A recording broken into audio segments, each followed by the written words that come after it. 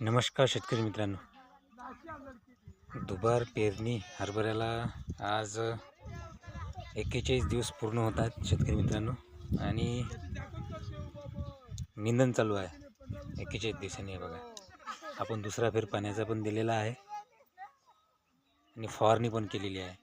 तर निंदाला इथला उशीर का झाला? मजूर नाही मिळालं, तर आज मजूर मिळाला आहे. तर बघा, आपलं निंदन चालू आहे आता.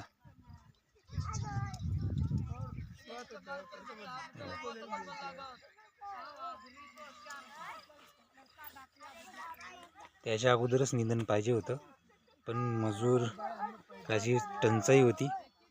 पूर्ण मजूर कापूस वेचाले तिकडंच आहे, कापूस वेचणे तेच गुंग आहे.